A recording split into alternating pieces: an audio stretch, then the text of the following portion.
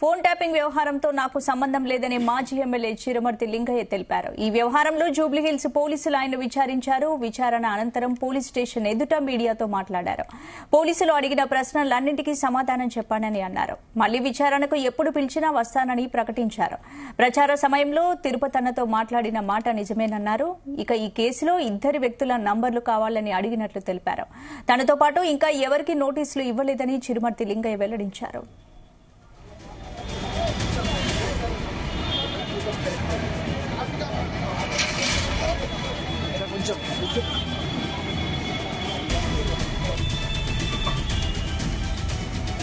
Phone tapping వ్యవహారంతో నాకు సంబంధం లేదని మాజీ ఎమ్మెల్యే చిరుమర్తి లింగయ్య తెలిపారు. ఈ వ్యవహారంలో జూబ్లీహిల్స్ పోలీసులు ఆయన విచారించారు. ఇందుకు సంబంధించిన పూర్తి అప్డేట్స్ మా క్రైమ్ బ్యూరో చీఫ్ రవితేజ అందిస్తారు. రవితేజ,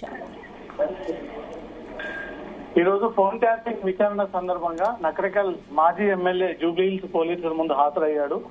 2-3 గంటల పాటు విచారణ ముగిసిన అనంతరం వచ్చి చిరుమర్తి లింగయ్య మీడియాతో మాట్లాడడం జరిగింది. తనకు అడిషనల్ ఎస్పీతో ఉన్నటువంటి సంబంధాలపై కూడా అధికారులు ఈ వివరాలు ఆరా తీసినట్టుగా తెలుస్తుంది. పోలీసులు అడిగినటువంటి ప్రతి ప్రశ్నకి తాను సమాధానం ఇచ్చానను, తనకు తెలిసిన అధికారి కాబట్టి నేను గతంలో అడిషనల్ ఎస్పీగా ఉన్నటువంటి అధికారితో మాట్లాడానని, మదన్ రెడ్డి, రాజ్ కుమార్ ఫోన్ నెంబర్లు గతంలో ఈ అడిషనల్ ఎస్పీ అధికారి తనను అడిగాడని, వారిద్దరు ఫోన్ నెంబర్స్ మా అనుచరులతో తీసుకొని అడిషనల్ ఎస్పీకి ఈ వివరాలు అందజేశానంటూ కూడా పోలీసుల విచారణ ముందు ఈ మాజీ ఎమ్మెల్యే ఈ విషయాన్ని ఒప్పుకున్నట్టుగా కూడా తనే స్వయంగా మీడియా ముందు షేర్ చేయడం జరిగింది. ఈ నెంబర్స్ ఎందుకు అడిగారంటూ మాత్రం గతంలో అడిషనల్ ఎస్పీని ప్రశ్నించాము. మునుగోడు ఎన్నికల సమయంలో ప్రచారంలో ఎలా జరుగుతుంది అంటూ కూడా ఆ అడిషనల్ ఎస్పీ మమ్మల్ని అడిగాడు.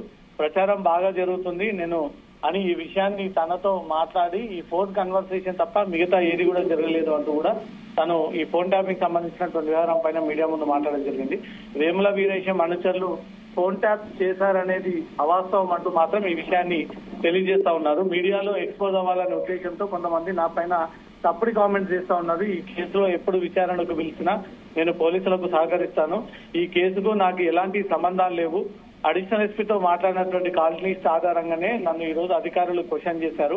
పోలీసుల దగ్గర ఏదో ఆధారం ఉంది కాబట్టి నన్ను విచారించాలని నేను భావిస్తా ఉన్నాను. నా స్టేట్మెంట్ ని అంతా కూడా వీడియో రికార్డ్ చేసుకున్నారు.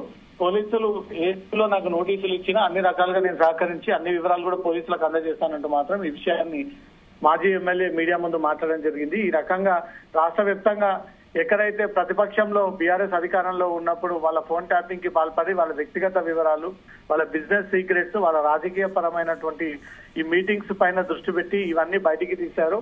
రానున్నటువంటి రోజుల్లో కూడా బీఆర్ఎస్ ఎమ్మెల్యేలకు నోటీసులు అందజేసి వారి జిల్లాలో ఉన్నటువంటి అన్ని వివరాలు ఫోన్ ట్యాపింగ్ ద్వారా తెలుసుకున్నారనే దానిపై కూడా అధికారులకు కొన్ని అనుమానాలు ఉన్నాయి. ఆ అనుమానాలన్నీ కూడా నివృత్తి చేసుకోవడానికే ఈ నోటీసులు అందజేస్తా ఉన్నారు. ఈ రోజు మొదటి రోజు ఎమ్మెల్యే హాజరయ్యి విచారణ ఎదుర్కొని ఆ వివరాలను కూడా మీడియా ముందు అందజేయడం జరిగింది. ఇక ముందు నోటీసులు అందుకున్నటువంటి బీఆర్ఎస్ ఎమ్మెల్యేలు కూడా జూబ్లీహిల్స్ పోలీసుల ముందు హాజరయ్యి విచారణ ఎదుర్కోబోతున్నారు. స్పందన అంటే రవితేజ, ఇప్పటికే చిరుమర్తి లింగయ్యను పోలీసులు విచారించడం జరిగింది. అయితే మరికొందరు కీలక ప్రజా ప్రతినిధులకు కూడా నోటీసులు జారీ చేసే అవకాశం ఉన్నట్టు తెలుస్తోంది. ఎవరెవరు ఉన్నారు లిస్ట్ లో?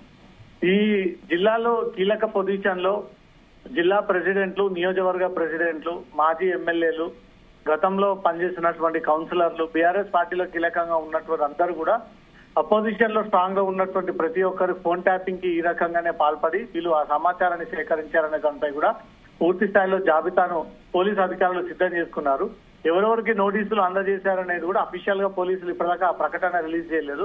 నోటీసులు అందుకున్న తర్వాత వారే తమకు నోటీసులు అందజేశారు, నోటీసులు విచారణకు హాజరవ్వాలంటూ కూడా వాళ్ళే క్లారిటీ ఇస్తే తప్ప మీడియాకు అఫీషియల్ గా ఈ ఫోన్ ట్యాపింగ్ కేసులో ఈ విచారణ ఇలా సాగుతోంది, ఈ విచారణలో వీళ్ళు ఒప్పుకున్నారు, ఈ విచారణకు సహకరించట్లేదంటూ కూడా అధికారికంగా ఎమ్మెల్యేలకు సంబంధించి బీఆర్ఎస్ పార్టీకి సంబంధించినటువంటి పేర్లని పోలీసులు ఇప్పటివరకు బహిర్గతం చేయలేదు.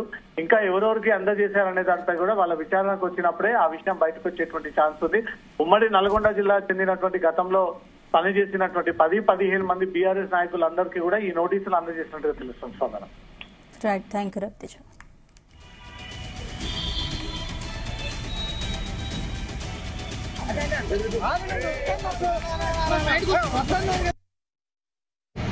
ఫోన్లో మాట్లాడిన వ్యక్తులు కానీ గతంలో నాతో టచ్ చేసిన వాళ్ళు, కొందరు అధిక వ్యక్తులు, రాజకీయ సంబంధమైన వ్యక్తులు వాళ్ళు, నాకు దగ్గర మిత్రులు వాళ్ళు ఇలాంటి రాజకీయంలో మనం ఆప్షన్ మాట్లాడేటప్పుడు ఆయన నెంబర్ కావాలన్నప్పుడు పక్కన మిత్రులతో ఎవరైనా పబ్లిక్లో ప్రచారంలో సందర్భంగా ఇచ్చినట్టు వాళ్ళందరికీ కావాల్సిన కాంగ్రెస్ పార్టీ పనిచేసినారు, ఆర్ఎస్ అంటే టీఆర్ఎస్ పార్టీ పనిచేసినాం కాబట్టి చాలా మంది రాజకీయాలకు అప్పటితో సంబంధాలు లేకపోతే లేదు, వేరే రకం ఆలోచన వాళ్ళకి అవసరంగా పడినప్పుడు అక్కడ అధికారులు అడిగింది ఏమడిగారో అక్కడ ఆన్సర్ సరిగా చెప్పినా ఏమడిగారు అధికారులు ఏమడిగారు చెప్తున్నారు కదా. తిరుపతి గారితో మీరు కాలం మానేమని వైరల్ చేశారు. ఆ సందర్భంలో కాలం మానే వాస్తవం చేసిన నాకు చేసిన సందర్భం నేను కూడా తనతో మాట్లాడిన మాట వాస్తవం. పబ్లిక్ ప్రచారంలో ఉన్నాం. ఆయన ఏమన్నా పబ్లిక్ ప్రచారం అయినా బాగుందని అడిగిన మాట వాస్తవం. బాగుందని చెప్పాం. అలా కృష్ణ వాళ్ళ పర్సన్